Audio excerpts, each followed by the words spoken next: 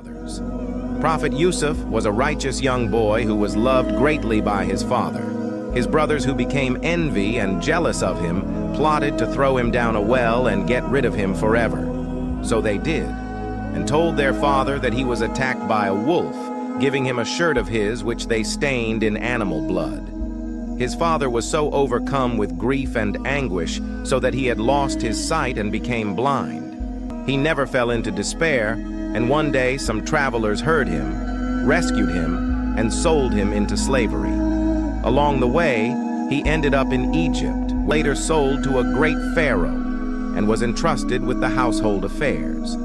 Yusuf had grown up to be the most handsome man in all of Egypt. However, one day the pharaoh's wife tried to make advances on Yusuf, though he refused, falsely accused him, and later imprisoned him. The man Do not engage in physical relationship before marriage. हुक्म 15वां पराई स्त्री माँ धी भैन कर जाननी. Other than your wedded wife, consider all women as your mothers, sisters or daughters.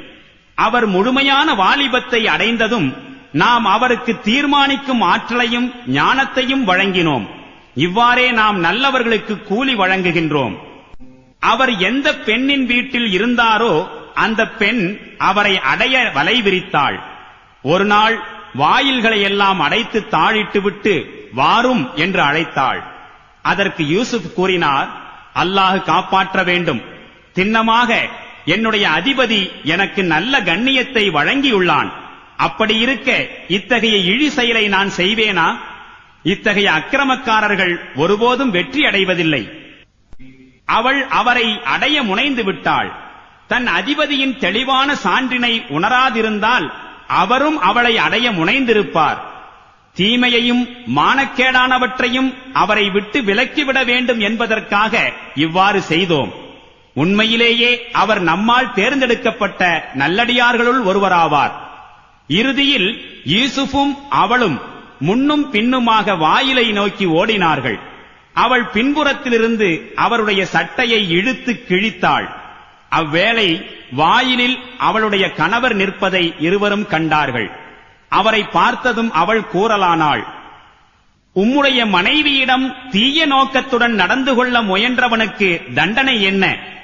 சிறையில் அடைப்பதையோ கடும் வேதனையில் ஆழ்த்துவதையோ தவிர வேறு என்னதான் தண்டனை இருக்க முடியும்? அதற்கு யூசுப், இவள்தான் தவறான வழிக்கு என்னை அழைத்தாள் என்று கூறினார். அவளுடைய குடும்பத்தை சார்ந்த ஒருவர் சூழ்நிலையை கருத்தில் கொண்டு சாட்சியம் கூறினார். யூசுஃபுடைய சட்டை முன்புறம் கிழிக்கப்பட்டிருந்தால் அவள் சொல்வதுதான் உண்மை, அவர் பொய்யராவார். அவருடைய சட்டை பின்புறம் கிழிக்கப்பட்டிருந்தால் அவள் கூறுவது பொய், அவர் கூறுவது உண்மையாகும். அவளுடைய கணவர் யூசுஃபுடைய சட்டை பின்புறமாக கிழிக்கப்பட்டிருப்பதை பார்த்தபோது கூறினார், திண்ணமாக இது பெண்களாகிய உங்களுடைய சூழ்ச்சிதான். உண்மை யாதெனில் உங்கள் சூழ்ச்சி மிகவும் அபாயகரமானதாகும். யூசுஃபே, இதனை பொருட்படுத்தாதீர். பிறகு தன் மனைவியை நோக்கி, உனது குற்றத்திற்காக நீ மன்னிப்பு தேடிக்கொள், ஏனெனில் நீதான் உண்மையில் தவறிழைத்திருக்கின்றாய். நகரத்திலுள்ள பெண்கள் தமக்கிடையே பேசிக் கொள்ளலாயினர். அஜீசுடைய மனைவி தன்னிடம் அடிமையாய் உள்ள இளைஞரிடம் தகாத முறையில் நடந்திட முயன்றிருக்கின்றாள். அவர் மீதுள்ள காதல் அவளை நிதானமிழக்கச் செய்துவிட்டது. உண்மையில் ஒரு வெளிப்படையான தவறை அவள் செய்து கொண்டிருக்கிறாள் என்றே நாங்கள் கருதுகின்றோம். Hi everyone, நான் உங்கள் மிஸ் அன்னோன் அண்ட் இந்த வீடியோவில் 1959 இந்தியாவையே திரும்பி பார்க்க வச்ச KM Nanavati versus state of Maharashtra case பற்றி தான் பார்க்க போகிறோம். வாங்க வீடியோக்குள்ள போகலாம்.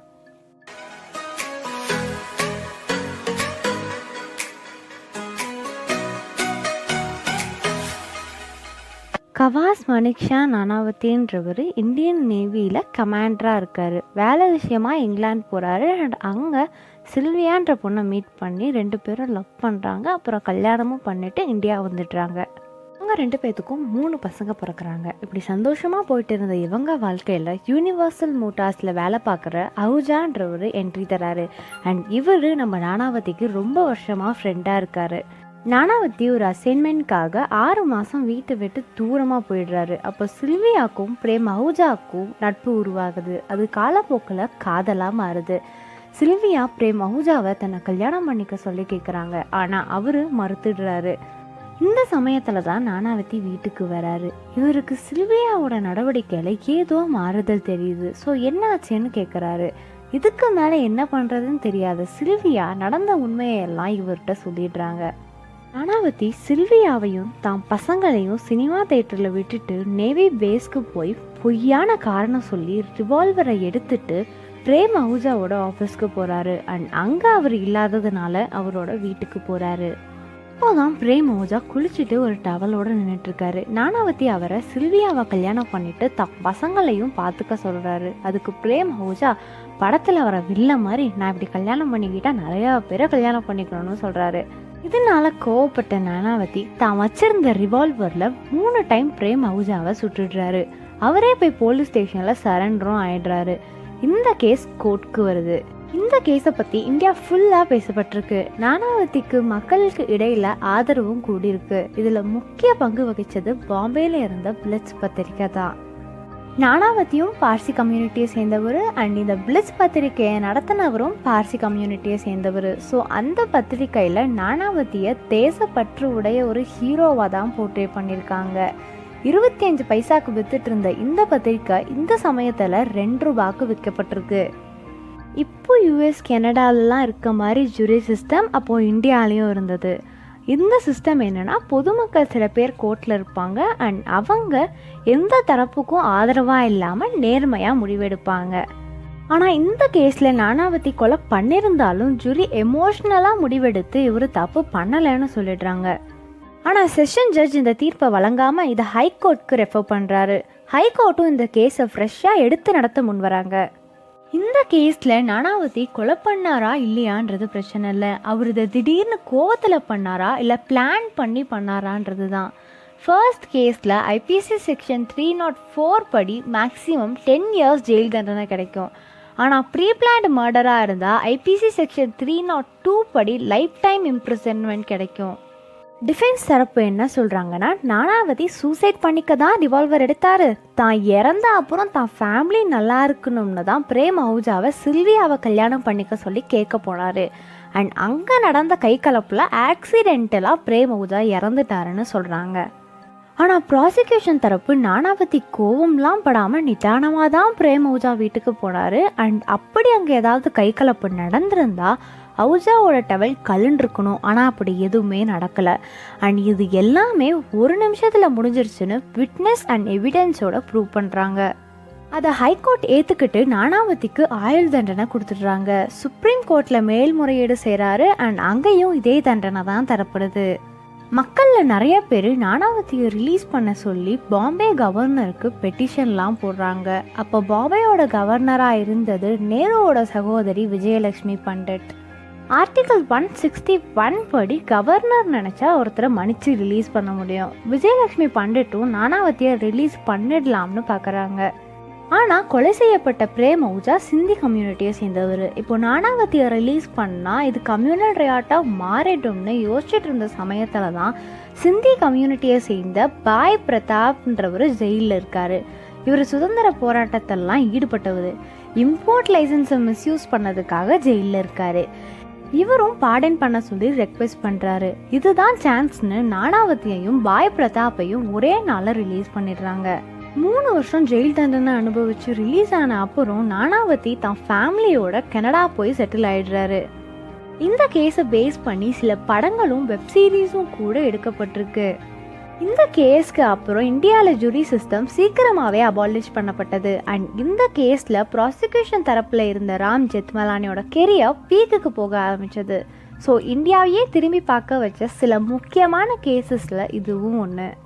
இந்த கேஸ் பற்றி நீங்கள் என்ன நினைக்கிறீங்கன்னு கமெண்ட் பாக்ஸில் மென்ஷன் பண்ணுங்கள். அண்ட் இந்த வீடியோ உங்களுக்கு பிடிச்சிருந்தா லைக் பண்ணுங்கள், ஷேர் பண்ணுங்கள் அண்ட் மறக்காமல் ஜுடிஷியரி அன்லீஸ்ட் சேனலுக்கு சப்ஸ்கிரைப் பண்ணுங்கள்.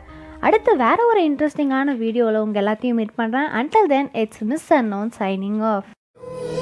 நான் தான் ஏற்கனவே சொன்னானே நீங்க அப்பாவை போறீங்க அப்படின்னு அந்த அங்கிளுக்கு ஒரு சாக்கு கொடுக்குறாங்க. சுஜா 3 மாசமா முழுகாம இருக்கா சார். என்ன ஆச்சரியமா இருக்க. மணிக்கும் நான் தான் ஏற்கனவே சொன்னனே உனக்கு குழந்தை பாக்கியம் இல்ல.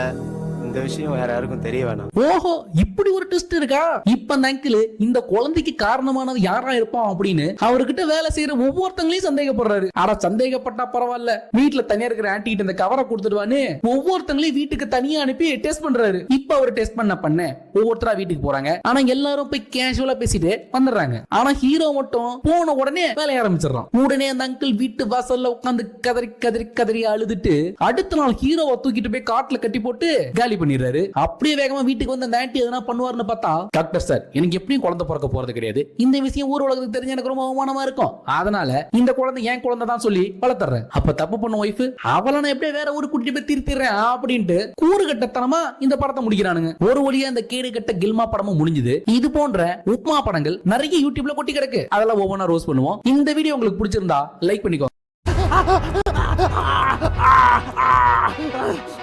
அங்கடி இருக்க கத்தி கூப்பாடு போட்டு அப்படியே கொழுத்து ஒருத்துருவேன்.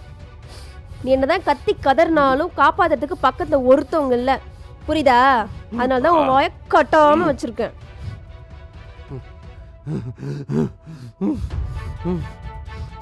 ஏ அபிராமி மூதேவி, கட்டின புருஷன் இப்படி கட்டி போட்டு வச்சிருக்கிய நாயமாடி. எதை கட்டின? இந்த மஞ்ச கயிறா? இதானே? எனக்கு இது மஞ்ச கயிறு இல்ல, மாஞ்சா கயிறு. கழுத்தா இருக்குது. உன்ன மாதிரி பொம்பளைக்கு தாண்டி இப்படி தோணும். படிதாண்டா பத்தினிய. ஆமாண்டா, பழுத்தாண்ட கூட இருந்தா நான் வீட்டுக்குள்ளே வச்சுக்கிட்டேன். என்ன எங்க சந்தோஷமா இருக்க விட்ட நீ? எப்ப பார்த்தாலும் கொசு மாதிரி ஒய் ஒயின் மிச்சு தானே இருந்த. ஏண்டி பொண்டாட்டி தப்பு பண்றான்னு தெரிஞ்ச அவனாவது சும்மா இருப்பானாடி? நீங்களாம் சும்மா இருக்கனாலதான் நாங்களாம் இப்படி பண்றது, புரியுதா? கல்யாணம் பண்றதுக்கு முன்னாடி இதெல்லாம் யோசிச்சிருக்கணும், நம்ம இதுக்கெல்லாம் லாய்க்கா என்னன்ட்டு, புரியுதா? மகுடி எடுத்து ஊதுனா மட்டும் மண்ணுளி பாம்பு படம் எடுத்து ஆடிடுமா? அது சைக்கிள்ல முக்காப்படல் அடிக்கும் போது அடிபட்டுருச்சு. அதுக்கு அப்படியே மூடிட்டு இருந்திருக்கணும். கல்யாணம் பண்ணிருக்க கூடாது, இதுக்கெல்லாம் ஆசைப்பட்டிருக்க கூடாது, புரியுதா? போனுக்கு உன் ஒயரை இந்த சார்ஜர் வச்சு எப்படி சார்ஜர் போட முடியும்?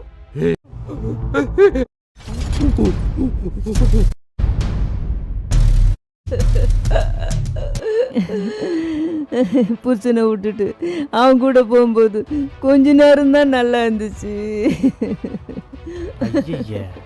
அதுக்குள்ள போலீஸ் வந்து என்ன பிடிச்சி போயிட்டாங்க. நான் ஜெயிலுக்கு போயிட்டேன். அவன் தப்பிச்சா போதுன்னு விட்டு ஓடி போயிட்டான். அப்போதான் நான் பண்ணது எவ்வளோ பேர் தப்புன்னு நான் புரிஞ்சுக்கிட்டேன். பிடிக்கலண்ணா டைவர்ஸ் பண்ணிருக்கலாமே. எல்லாம் முடிஞ்ச பிறகு யோசிச்சு என்ன பிரயோஜனம்?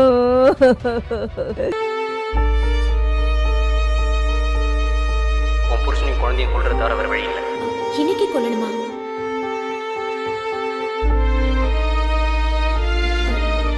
இதனால வேற எதுவும் பிரச்சனை வந்துடாதா?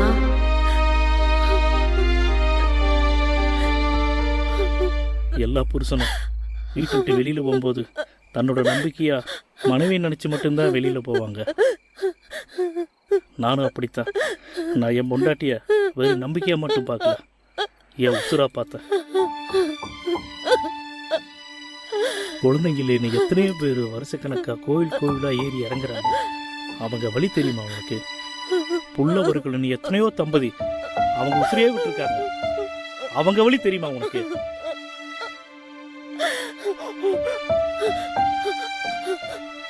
என்ன பிடிக்கலன்னு நீ எப்போ என்கிட்ட சொல்லியிருக்கலாம். ஒருவேளை என்கிட்ட ஏதாவது குறை இருந்துச்சுன்னா என்கிட்ட எப்போ சொல்லியிருக்கலாம். அடுத்த முன்னாட்டிய எப்படியாவது அடையணும்னு எத்தனையோ எச்சக்கல நாய்ங்க இந்த ரோட்ல சுத்திக்கிட்டு தான் இருக்கு. நிறைய பொண்ணுங்க அந்த நாய்களை வலையில விழுந்து அப்புறம் தன்னோட மொத்த வாழ்க்கையை தொலைச்சிட்டு ரோட்ல அனாதையா நிக்கிறாங்க. உங்களுக்குலாம் என்ன எவ்வளவு பெரிய கேவலமான காரியத்தை பண்ணிட்டு வந்து நிக்கிறீங்க நீங்க? பெங்களூர்ல பசங்களோட தங்கி இருக்கேன்னு போய் சொல்லி எங்களை ஏமாத்தி நம்ப வச்சுட்டு இங்க வந்து ஒசூர்ல தனியா குடும்பம் நடத்திட்டு இருக்க, அதுவும் அடுத்த பொண்டாட்டி பிள்ளையோட. நீ பண்ணிருக்கிற காரியம் எதுல போய் முடியும் தெரியுமா? கள்ளக்காதலின் மனைவி கொலை, கணவன் கொலை, கள்ளக்காதலன் கொலைன்னு தினமும் பேப்பர்ல நியூஸ் வருது. அந்த லிஸ்ட்ல நம்ம குடும்பம் வரும்னு நினைக்கிறியா நீ? உனக்கு எங்கடா போச்சு புத்தி? அந்த பொண்ணை கூட்டி வந்தவே நீ புத்திமதி சொல்லி அனுப்பி வைக்க வேணா? இல்ல அங்கிள், நான் சொன்னேன். ஆனா அர்ஜுன் கேட்கல. அவன் கேட்கல, நீ எங்களுக்குள்ள இன்ஃபார்ம் பண்ணிருக்கணும். அதை விட்டுட்டு தனியா வீடியோ தங்க வைப்பியோ? தப்பு பண்ணிட்டே அர்ஜுன். அந்த பொண்ணை பிரிஞ்சு அவ புருஷன் எந்த அளவு கஷ்டப்படுவான்னு கொஞ்சமா யோசிச்சு பாத்தியா நீயே? ஒரு பொண்ணை பார்த்து கல்யாணம் பண்ணி அவ கூட குடும்பம் நடத்தி குழந்தை குட்டிகளை பெற்று ஒரு குடும்பத்தை உருவாக்குறதுக்கு ஒவ்வொருத்தரும் இவ்வளவு கஷ்டப்படுறான் தெரியுமா? உங்களை மாதிரி ஆளுங்க அந்த குடும்பத்துல ஈஸியா புகுந்து உங்க சுகத்துக்காக ஏதாவது பேசி மயக்கி அந்த குடும்பத்தையே சிதைச்சிடுறீங்களடா. அந்த பாவம்லாம் உங்களை சும்மா விடுமா?